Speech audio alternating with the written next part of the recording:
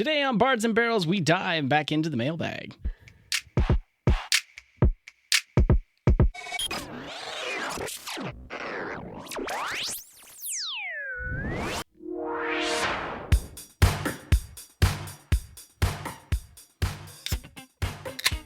Hey, and there's the opening crack. It's time for another episode of Bards and Barrels.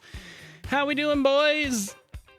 Sorry, taking a drink. Good. remember Feeling my pretty first good about beer. myself. I just cracked it left-handed. Oh, look at That you was go. really It good was a too. left-handed crack. A left-handed pull. I'm Wow. one of those weird left-handed people. You're going left-handed. I Phil's feel having his first inadequate. beer. You feel inadequate or adequate? My left-handed crack is definitely not that good.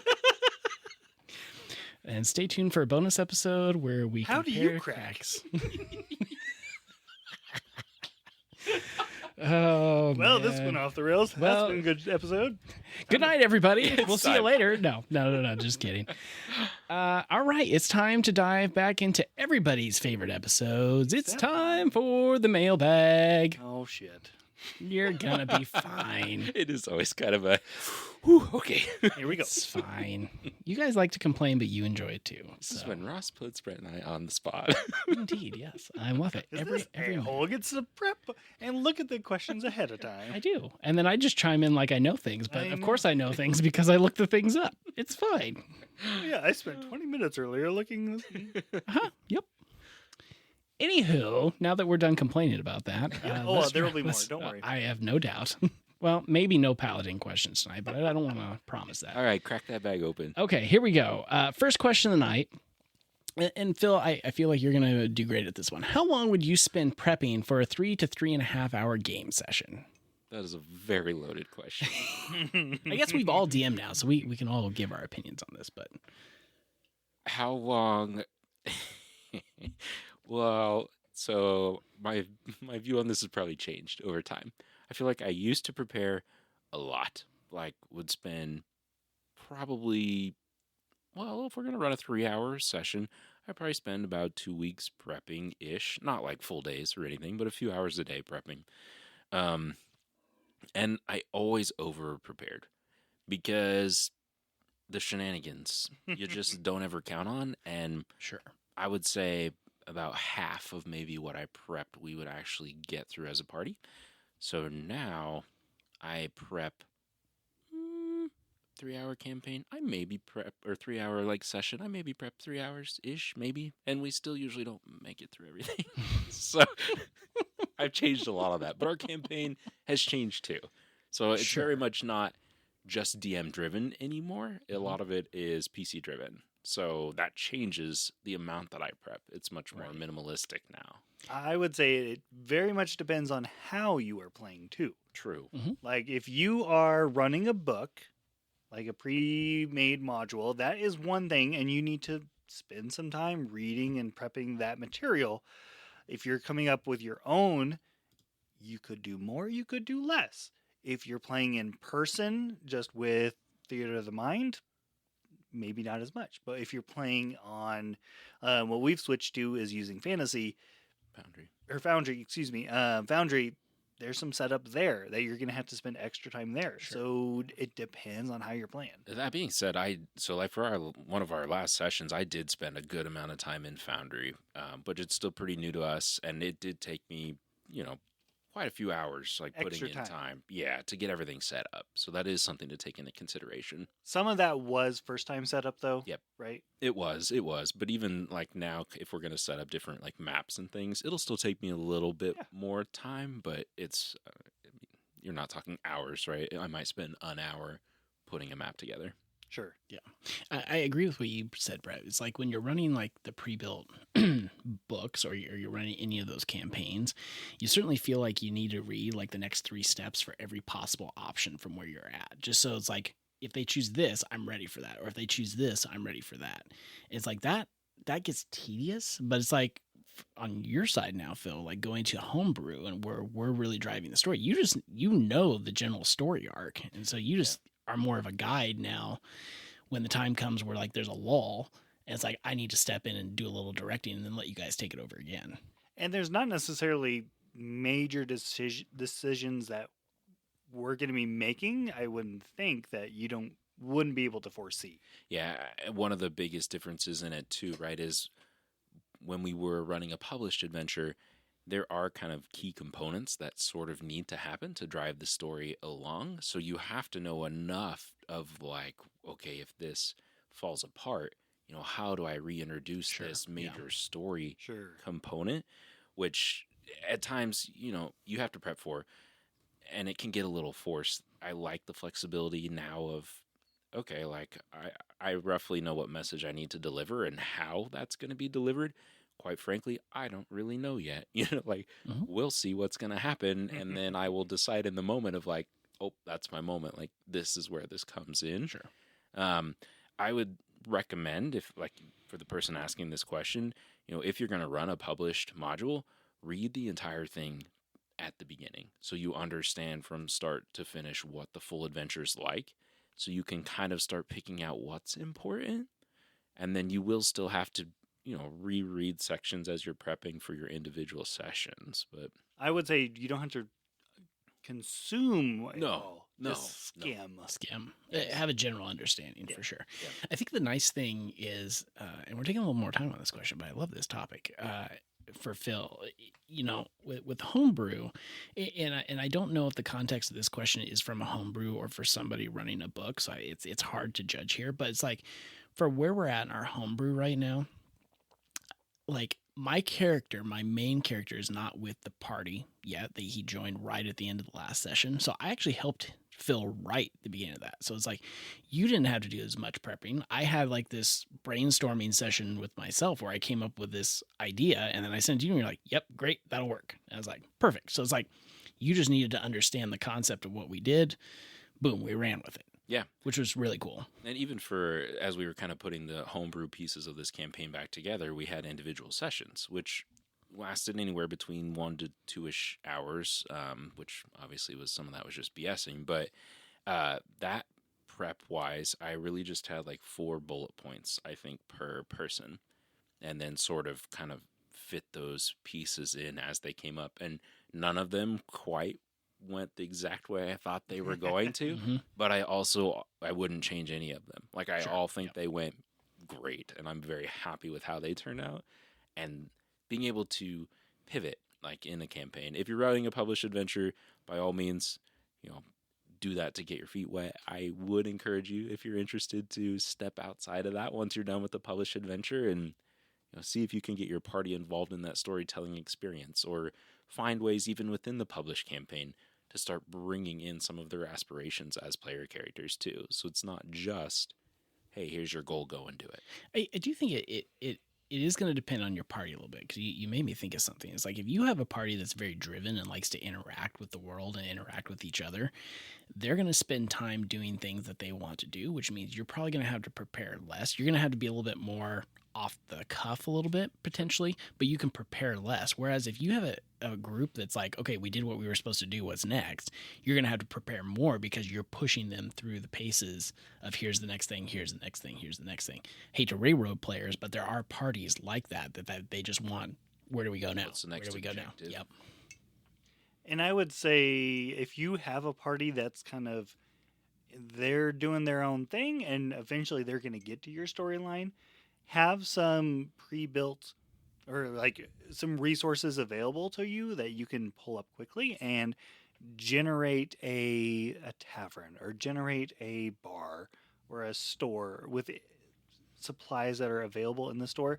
If you just Google like D&D Tavern Builder or D&D Shop Builder, they're going to have some options for you that you can pull up on the fly in the middle of your campaign when your party takes you where you're not expecting. Yeah, totally. I think that's a great use case for AI, which I know we've talked about Mm-hmm. before too, For sure. right? And just throw in a quick like, hey, these are the different player characters in the party. I need 3 items that could benefit each of them, and just kind of get you a rough list that could still be on topic, right? Like relevant to your players, not just, hey, I picked some random magic items and they don't really line up with the players. Sure. Right. Yeah. Cool. All right. So next question. This one has a little more context with it, so prepare yourself for that. Would you allow a PC to wear armor underneath another set of armor? Now, here's the context for this question. It's a theory that this person has about crafting a character that would be like an owlin or an aarakocra, so like bird type species, where both these races allow them to fly. And so what they would like to do is, with this character, would essentially, they can't fly with heavy armor on, so it would be a way where they can cast off the heavy armor and then still have some protection underneath versus losing their armor completely when they go to fly. I don't think this is anything that's really laid out in any of the books, as far as I know, about wearing 2 sets of armor. I think you'd have to be very specific as far as, like, you can't wear 2 sets of plate armor. And they say that it would be like a set of heavy armor and a set of like light armor. So I think you could wear like maybe leather underplate armor or something like that, potentially.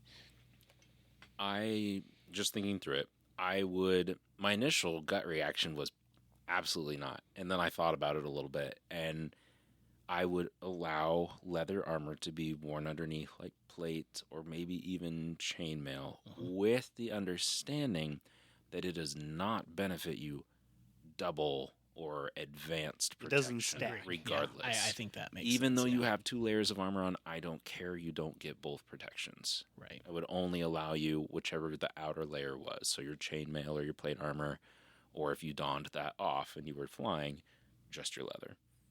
Then I would probably allow it with that caveat. Man, there's so many. This is a hard one.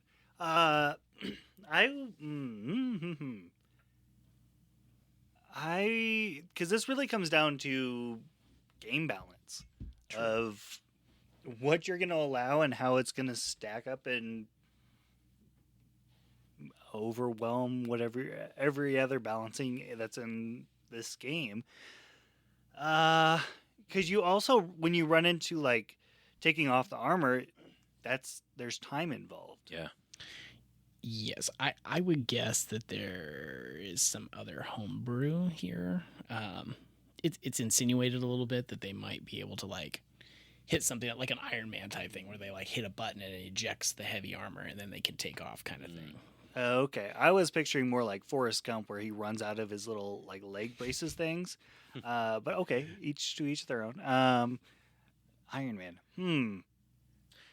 So Brett made a point, though, too, about the balance. And one thing that I didn't initially consider, right, is flying is kind of already a buff. Sure. Because it gives you some movement that not a lot of other people have. So if on top of that, while you're in flight, if you're also harder to hit still, I do feel like maybe it becomes unbalanced. Like, you should be vulnerable when you're in flight because you're focused on... You need a nerf there somewhere. Yeah. Yeah. Like if you're going to allow them to be able to like tap their chest and have this armor plate appear or disappear, what's the negative to balance that Right. out? There has to be something else. I don't know what that is yet, but I would make this not an early game item. oh, for sure. No, This has to be like 15 Yeah, up. I would put it in the teens for sure. Sure. Yeah. Like, and you're going to need to heavily I think you need to really lean into a nerf on this. Like, make it a big decision when you're going to pull that out. They shouldn't be doing this day in and day out. Boy, I don't know though, because it's like I'm going to bring up a paladin for a second. So there it it's like the problem is like their holy nimbus ability is like at 20th level, so this will be way down the line. But it's like there's nothing in that says that they lose the ability of their armor when they fly. They gain the flying ability while having everything on them. Now, in that case, it's more of a celestial wing type thing, angelic wings that appear. It's not like wings of like a bird person. So that's maybe slightly different. I agree. And if you want to give them some sort of a magic item that lets them cast mage armor or whatever, something like that, I would probably think that could potentially work, or bark skin or something like that. Or cooldowns on, like, you can use this once per long rest. I think there just needs to be some Sure. limitations. Yeah, I agree. sure, Like, yeah. And maybe it costs an action. Like, I know it may be a button or something, but bring action economy into it. Or something we've talked about previously, just amongst ourselves, is you could add a level of exhaustion Oh, when you have to. Sure.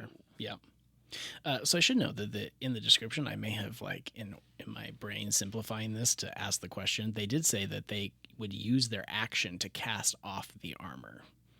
So they are already saying that they would have to. So it's like they wouldn't be able to like lose it and fly in the same turn. Well, flight is movement, so you could. Yeah, that's true. So then it would You have got me there. It would have to be like Iron Man, where like nanosuit compresses down into itself, type of thing. That's take an action at least. Okay, but I think it should take a full action. Like you couldn't Sure. do that and attack in the same turn. Oh, heck Sure. no. That would be 2 actions. Oh, yeah. So I think that's fair. Okay. So back to the original question, would we allow them to have 2 sets on? Because we've gotten away from that a little bit. Only if you're ready to play a game. Like as DM, you've got to be ready to fight back. My short answer Sure. is yes, but it's a really long answer. But yes, Right. Well, and I think you summed it up the best, Phil, is like if you're wearing leather armor and plate armor over the top of it, you don't get the benefit of both. So it's like you're only ever wearing one. Technically, you're only ever wearing one at a time. You only That's get a hard the benefit of one. Yeah, I say that's a for sure no. So if they're not stacking, it doesn't bother me as much. It's like, yeah, so you lost one, you used an action to get rid of it, you're flying, you have leather armor. So what? It doesn't bother me. And if it does bother me, then I create something for the bad guy to help exactly defeat that. Like if you can do it, so can Correct. the monsters. Correct. So Okay, I love it. Great compromise there. that's a good question. Any other thoughts on that before we move on? I want people to write in the comments about some of these. Like these are good questions. That was a tonight. good one. Thank you, Brad. See, this isn't so bad, is it? Not yet. Okay, well, About to go downhill. we have 15 to 20 minutes of this to go downhill. Didn't yet. he say he didn't have questions about Paladin? But guess who brought up Paladin? It technically wasn't a question, so you know what? I'm flipping you off right now. Who talked about Paladin's flying? I said I didn't have any questions. Didn't mean I couldn't bring it up. A new player of mine wants to play a variant human, half human, half vampire. I don't know much about vampirism in D&D and wanted to know if you could help me with character creation. Really need some help with this one, is how they end that. They want to play a half vampire, half variant human. Half variant human, half vampire. First of all, I don't know if you can be half vampire in D&D. So there's a Dampier, Sure. which is in essence like vampire. It's not true vampire spawn, but almost treats that way. I think it's in Van Lichten's Guide to Ravenloft, I believe, which is a playable race in there. Mm-hmm. I would look into that potentially and see if it has the components that you need. If not, I am curious which parts of the vampirism, Mhm. that was the word, Mhm. which parts of the vampirism are appealing to them. I would say primarily lean into the human elements, but there has to be some sort of a desire, whether that's doesn't even necessarily need to be like a bloodlust unless you want to go true vampire form, but some sort of an insatiable or drive that has to be met on a regular basis. That goes back to the last question. You have to have a nerve to have a buff. Yes. Like you got to keep it balanced. So level that out. Easy things like for sunlight sensitivity, like there's some things that you can boil into that should be pretty easy. Look up what vampires have, like what sort of features and traits that they have, and then kind of bring in a couple of those components, whatever pieces the player wants. Like, why do they want to play this character? There has to be a reason. Like, what components of the vampire do they like? And make sure you're talking to your DM about any of this as well. Oh, yeah. Because the campaign setting would make a major difference Sure. with that balancing in this situation. Absolutely. It's just interesting. While you guys were talking, I was just reading up on Dampiers a little bit, and to me, it still would be very hard to play half one, half the other.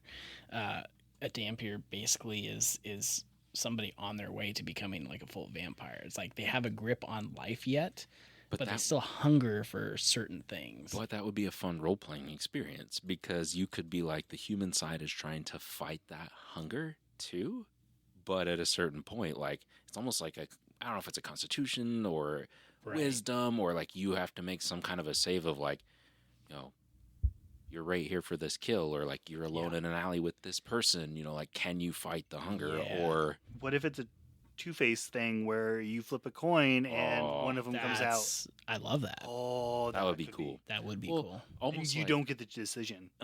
almost like lycanthropy. Mm-hmm. Like, because you can do Yeah. a change there too, right? Right, Something along yeah. those lines. So I almost see like this would be more of a progression. So it's like maybe, boy, this is where you could get That really could be deep. a But it's like backstory. levels 1 through 3. You maybe are a human who has been bitten, where the Mhm. effects have not taken. The downside has not taken effect yet. Then like 3 through 8, you become a Dampier, where you flip the coin, and then at some point you fail a roll and you just become vampire spawn. that would be interesting. What if it's just your level minus 20 or 20 minus your level? So if you're level 4, if you roll a what it would be 16 or Mhm. Lower. 16 or lower, you stay human. If you go above 16, I love that because then the Turn. rolls get progressively harder as you go. level up. Yeah. And to me, that would just be a Constitution save because you're trying to resist it. The hunger, almost, Yeah. in essence. And it's Yeah. like it's almost like a sickness. If you're sick, you roll Constitution to see if you're resisting. God, I almost want to do this. I now. know. This would be really cool. Please roleplay them differently too. Like Yeah. that Oh, yeah, adds so absolutely. much to your story and You your would have character to. development. Yes. Oh my gosh. Let us know how it goes. Could be challenging to be part of a party. Maybe. Like, It would be. I But- think it would add some very interesting dynamics, especially like if they don't know, but then they like slowly like recognize the signs of it. but then I'm thinking, like, okay, so how could the party assist? Like, what could they do to help give you advantage on those rolls? Oh, Like, yeah. you know, because Well, a cleric should be able to. Is help there a you assist trigger that causes it? right. Oh I don't man. know. Or like if you have a cleric or a paladin in the party, like giving off like radiant energy, and it's like whenever you're around them, it hurts them. So like the farther up they get, but then Oh, they don't want to be true. around you. That's an interesting dynamic. for Paladins, the is it party. Aura of Protection? Is that what Yeah. they have? Yeah. I don't know. Huh. There's some There's really layers cool to this possibilities decision. there. That We are down several alleyways on this now, but hope- it's dark and I like it. hopefully that answered the question. Good luck. Oh goodness gracious. Okay, so next question here. Hey, bonus crack. Bonus crack. Love it. Thank you, Phil. Your advice on DMing for a wizard player in 5e. That was a right-handed crack for the That- record. He didn't switch to play Southpaw this one. Wait, I use my left. Well, how do I determine? Like, wait a minute. I used my left finger. I held can with right hand. So is that considered? Oh a no, right it or a was left? left-handed then. Oh. Then all of my cracks are left-handed. Yes. I used left finger, held can in right hand. Why use many word when few word do good? I was trying to process. All right, give me a break. Hey, it's okay. Kevin from the office is always welcome on our show. This feels super unnatural. Like, hold the can in your left hand and try. That is very. I do that all the time. No way, really? I crack with my right hand all the Oh time. no, I'm right-handed cracker. This is one Whoa, thing I do you- left-handed. you It's the are only thing I do I- left-handed. Okay, I am left Or am I dexterous? Just when it comes ambidextrous. Yeah, what- You're ambidextrous. to that thing where you can use two hands. That thing. I am lefty. I am left-handed and I don't crack left-handed. So how do you like This is that? the only thing I do left-handed. You're a switch cracker. So switch something. There's been a lot of cracks in this episode. All right, back to the questions, and we're totally leaving that in this episode. Oh, thanks. Your advice on DMing for a wizard player in 5e. We're starting a new campaign, and a couple of the players are looking to play wizards. We have never had a wizard in the party or at the table. Looking for your advice on DMing for a party with one or more wizards, as it seems to require slightly more input and work on the part of both the player and the DM. Fun ideas, rules to keep in mind, anything like that would be helpful. Well, I'd say you should check out our episode on the wizard class review. Absolutely, you should. That'd be a fun way to start. But no two wizards are necessarily the same. They can go very different ways based on what spells they have available to them. That's what I think would be hard, maybe. And maybe that's kind of the general idea, is that it could be challenging as a DM because the array is so wide of like what could happen, like what spells can be prepared. You have to deal with counterspell potentially. Maybe might be a difficult thing too, but as the DM you also could use counterspell, so like it goes both ways there. I don't know. Right. I think one thing, this is where a session 0 would come in super handy, because like if you sure you like you can have two wizards that are very different, they're still generally picking from the same spells. So Yeah. it's like if you're at a session 0, just don't both of you pick Mage Hand, Chill Touch, and Light all as your same as the exact same cantrips, because it's not going to do you any good if you all have the same spells. So it's like there's certain things you can work out to make it easier. None of the things that we are going to suggest, though, are going to make that spell list shorter. It's still going to take time. You're still going to have to read through spells and end up picking whatever. I would say when you're picking bad guys to throw at this party, don't rely only on melee enemies, because Yeah. your wizard or your wizards are going to sit in the far back. They're going to cast spells from distance. Give them a little bit of hesitation or a little bit of something that can occasionally throw some damage at them, so they're not immune to everything. And throw enemies at throw enemies at them too that can outsmart them, right? Like Yeah. throw some things out there that can flank them, or people that are like hidden and can hit from the back, because your wizard is a weaker character. Or so- battlefield control, where they get Yep. drug into the battle. Right.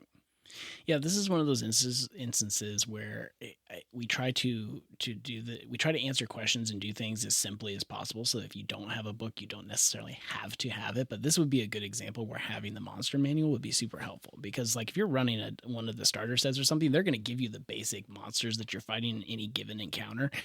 For something like this, where you need something a little bit more, it's nice to have the monster manual to throw in something just a Sure. little bit different. So. Yeah. One thing to know about most spells, right? A lot of spell casting requires a verbal component. Mhm. So if you can find a way to eliminate like a silent spell, or something to kind of not allow the wizard to speak. And also ways to break concentration. So a lot of their spells are going to True. focus on concentration. So one, don't forget those concentration checks. Yeah. Because Correct. if something messes up their concentration, you can make them roll to lose focus on that spell. Find monsters that specifically can disrupt concentration, like Yeah. ink devils. Sure. I think the one flip side to everything we're saying, though, is if we're talking like these are new first these are new first player characters, I would not go super hardcore right away, because there's so much in a wizard that you No. need to learn how to do. Don't if you're running that first goblin encounter in Lost Mines, don't go throwing some major monster in that first goblin encounter. Like it's going to take a little time for your wizards to really learn how to buff themselves and use their spells effectively. In that instance, have one ranged goblin that Correct, can yeah. shoot an arrow at the wizard and just give him a little taste of, oh shit. And odds are the wizard's still going to go down. Yeah, but it's just enough that it's a little bit dangerous, but it's there. Sure. And if you're gonna run that encounter specifically, I would recommend Keith Amon, I believe is how you pronounce the last name. His book called "The Monsters Know What They're Doing." It specifically talks through kind of that initial encounter, and how to make that is those a goblins like super effective. That one encounter in that book is worth buying that book for. I agree. Totally. Yeah. Okay, last question for the night. Almost made it. Boy, we've had some longer ones. Usually we get through, I feel like, 10 questions ish. We're not getting anywhere near that tonight. But sorry, that was the same question. So I know everyone complains about railroading, and I'd like to see a discussion about it, because realistically, what's wrong with that? Isn't it the DM story that you're playing? And if you want complete autonomy to do whatever you want to do, don't you just get a PC game and play by yourself? Because as a group, you want that experience. You want to experience a story. No, I'm not picking a side as much as I would like to see pros and cons of both. Sorry, that was a little hard to read. It kind of sounds like you're picking a side. Well, I'm not going to judge you for that, so don't worry about it. So this one's interesting to me, as I've recently been reading through the Game Master's Guide to Proactive Role Playing, and it talks a little bit about this, how the game by design is written that some great catastrophe is happening, or a call to action is happening, and heroes have to rise up and quash evil, right? Most of the time, that's how the game is written. That's how it was designed. And you almost have to, it can become railroady, right? Like just by necessity, you have to go and meet this challenge. And you almost have to start restructuring your games instead of necessarily giving that control to the DM to raise up these monsters that the players have to then go and slay, or a big bad evil guy that they have to go and thwart those plans. Some of that actually develops out of character driven goals. So once you've created a character, what does your character want to accomplish long term? And then how does that play into things coming up that the party can kind of address instead? It becomes a narrative on that side of the table instead of on the DM side. Railroading with this, depending on how you guys are playing at your table, you could railroad your players or you could not. Really, I think a lot of it comes down to, do you have a deadline? Fair. Like, do you need to wrap up your campaign or your one shot or whatever in a certain amount of time? If you don't, get to it eventually. Let the players go off on their little side quest to rescue the halfling that got abducted by some goblins or something like that. Whatever. If you do have a deadline, like if you're doing a one shot or you're doing multiple groups that need to come together type of thing, you need to be there at a certain time frame. Like you need to finish on this date. At that point, you kind of have to railroad them, and it's probably tough luck, Buttercup. This is what that campaign is. I will say too that a lot of published campaigns, not that they're written necessarily to be railroady, but a lot of it are like fetch quests. Like there are parts of Descent that kind of go that way, and there's a specific order that you have to go and do things, and you can't move on to the next item until you've done this one. And they can feel that way. Right. And that's what I was going to bring up, especially with like newer parties and in any published novel. Like they give you the reasoning for going on it. They basically set you up for whatever you're going to do, which it feels very railroady. And especially if you're a new DM, it's going to feel like you're just giving your players something to do constantly. I would say though, if you're a new DM and a party of new players, that isn't necessarily a bad thing right out of the gate, because it gives you some structure. Like, how does the game kind of typically play?